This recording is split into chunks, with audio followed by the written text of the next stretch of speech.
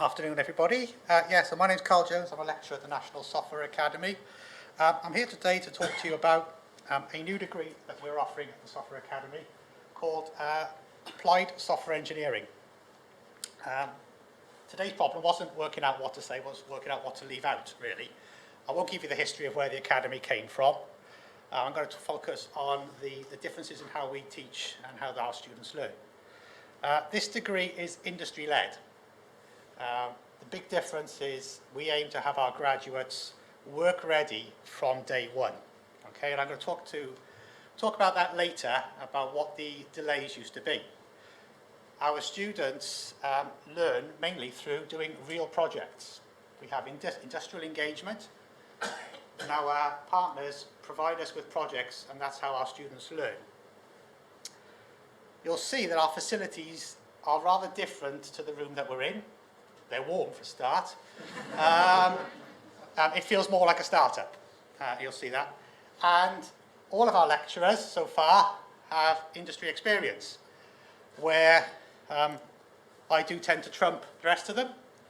A bit about me for history. I was in the first cohort of computer science in Cardiff University, or University College Cardiff as it was then, hence the scarf.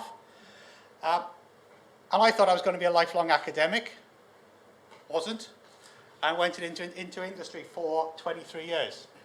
Came back to Cardiff University last September. But I have experience of leaving university and being a graduate entrant into industry, and knowing how long it took me to be work ready. I then had the privilege, and sometimes the problem, of mentoring graduates who came into BT and making them work ready. What I also have is some background in interviewing the cheaper option, or the easier option, which is just go to the market and get someone else. So I can talk a little bit about the difference between growing your own and going to the market to get skills. So our mission is basically to get our graduates ready for work from day one. In my experience, when I went in, and from the people I've managed, it was taking 6 to 18 months to take a computer science graduate and have them fully self-sufficient in a software development team. And why is that? One of the issues is depth of coding knowledge. When I went through my course, I probably learned 10, maybe 11 or 12 different languages. Our students will learn a far smaller number of computer programming languages, but they will learn them in far greater depth. Day 3, they learned how to work together in teams, how to share code, how to share knowledge. They've also learned how to work without all the answers. So they are set a problem, and often they have to learn how to talk to clients to find out what the real problem is. What do the users want? What do they need? Not necessarily what they've asked for. And by being exposed to real clients, that's what they have to get good at. They have to get good at being good listeners and asking what really matters. They also learn how they prefer to learn. One of the first things they had to do was provide and produce their own learning materials for other people in the team. Whether that be cheat sheets, manuals, tutorials. Do they like it visual, audio, touchy-feely? Do they like to learn by doing? They have to work out for themselves how they will like to learn when they don't know everything. So, and as lecturers, we haven't given them everything. No, I don't.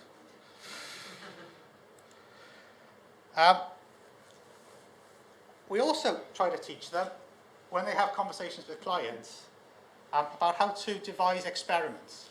Clients often don't know what they really, really want. So we ask our students to work out ways in which they can help the client to work out what they really, really want. And in order to do that, they need to build quality into their software so that they can change things very, very quickly. Because they are going to have to develop for constant change when they get out into the real world. I'll leave that last one out. It was just a slide to say there has to be a balance between academic and industrial-led learning in what we do. We have to provide them with some materials. We have to tell them what we expect them to know. but as I've said before, we do expect them to also work out what they need from the problem that they're given. That's our teaching environment up there. It doesn't look like a normal lecture theatre. Hopefully it reminds you more of a small company. Our students, there are 23 in the first cohort. They are working in 6 groups typically. I've told you once.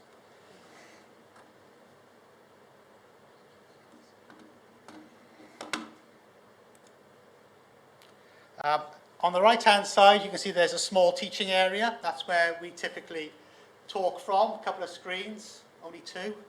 And that wasn't quite perfect. As you can see, it's a bit of a shallow angle for some of the students there. We've evaluated Blackboard Collaborate. We actually use Skype for Business to do screen sharing.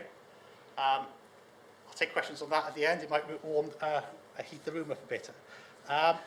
You can see on the left-hand side, we have whiteboards, whiteboard paint everywhere. We try to make this feel like a company. Whiteboards everywhere, students work together, they grab an area of whiteboard, they build their solutions there. As I said, our students work on real projects. Now, this is our group of our students a day before they were going to present to their client, who was the Welsh Football Trust, the charitable arm of the Football Association of Wales, who wanted a system that would allow them to measure informal playing of football, kids having kickabouts, and then they could encourage that more kids to take part in football. The students were given a need. We actually had 2 different teams working on the same problem who actually went in different directions. The client loved this because by the end they were able to merge them together. The students have planned all their own work with some guidance from us. They've had to learn things that we definitely did not teach them. It was not in the syllabus. In order to address the problem, they've had to go away and research it. What they've also learned is how to explain that to other students. So not just within the team, but across teams. And we've introduced them to things like the truck factor. What if only one person in that team knew how to do that? How do you get around that problem? And they've run all their own meetings. They've run their own presentations back to the clients. They've run their own requirements workshops. They run their own meetings in terms of how to improve their own day-to-day practices. So it sounds great. What do we actually do? We do short pre-planned talks. We try to give them enough to at least think about the problem. We certainly introduce them to a lot of concepts. Typically, we do not talk for more than half an hour. We try to put as much interactivity as possible into the sessions, whether they be via surveys, quizzes, live coding sessions. We drag a student to the front, and they have to, what we call rubber duck the code. That is, go through it line by line, explaining to everyone else what it does. I'm hoping, if I'm talking to educationists, you recognise the 4 C's. I think this comes from teaching from the back of the class. So the concept is we try to, the connection is we ask the students, what do you think you already know about this already? There'll be some theory, that's the concepts. We very quickly move to a real project, concrete practice.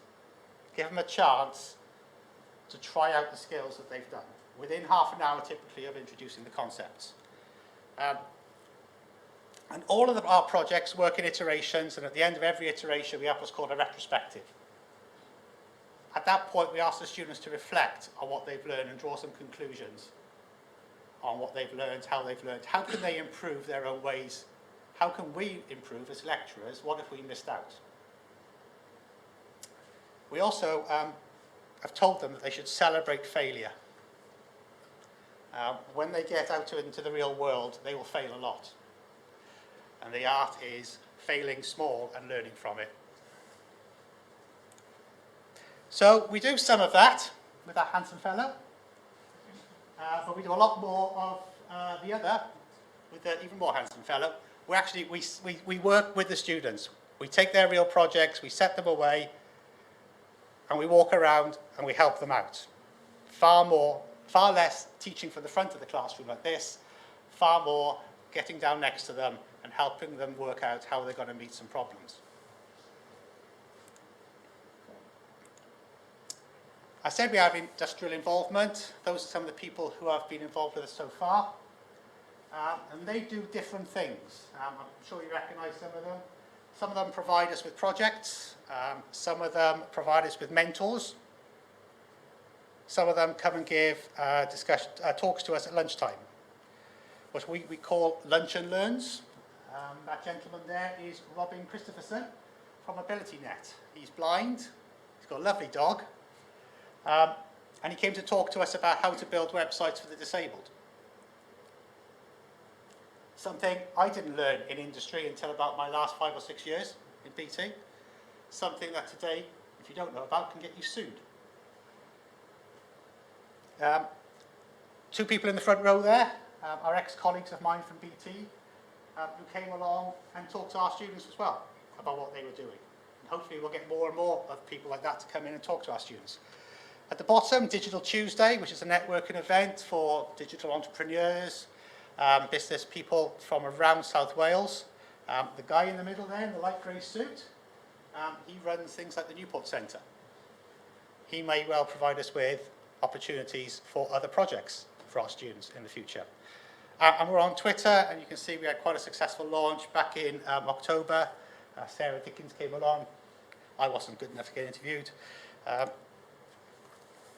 If I want to leave you with one thing, this course is about trying to prepare our students for reality. A lot of people think that it's just you plan it, you follow the plan, and things happen. In software today, things change all the time.